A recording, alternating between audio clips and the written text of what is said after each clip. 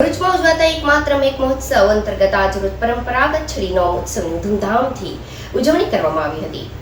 શહેરમાં આવેલા ઘોઘારાવ મહારાજના મંદિરે જાતવ સમાજના છડીદારોએ છડીને હવામાં ઝુલાવી ભક્તો અને ઘોઘારાવ મહારાજના આશીર્વાદ મેળવ્યા હતા. આ પ્રસંગે મોટી સંખ્યામાં ભાવિક ભક્તો ઉમટી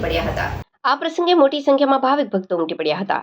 શ્રાવણ વદ સાતમથી નોમ સુધી ચાલતા આ ઐતિહાસિક મહોત્સવની પીઠભૂમિમાં 250 વર્ષ જૂની દંતકથા સંકળાયેલી છે. કહેવાય છે કે છપ્પનિયાના ભયાનક દુકાળ દરમિયાન જાદવ સમાજે મેઘરાજાની માટીની પ્રતિમા બનાવી પૂજન કરતા જળદેવતાએ કૃપા વરસાવી હતી. ત્યારથી અષાઢ વદ અમાસે મેઘરાજાની પ્રતિમા બનાવી મેઘમેળો તરીકે લોકોત્સવ ઉજવાય છે.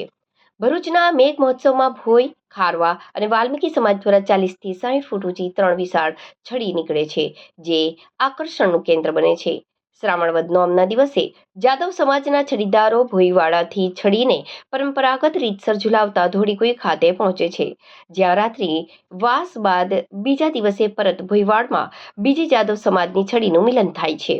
આ પ્રસંગે મેઘરાજાની શાહી સવારી હજારો ભક્તોની હાજરીમાં નીકળે છે અને અંતે મેઘરાજાનું નર્મદા નદીમાં વિસર્જન થતાં આ મેળાની પૂર્ણાહુતિ થાય છે. ભરૂચના આ અનોખા અને પ્રાચીન મહોત્સવને જોવા માટે માત્ર સ્થાનિકો જ નહીં, પરંતુ બહારગામથી પણ ભાવિકો મોટી સંખ્યામાં ઉપસ્થિત રહે છે.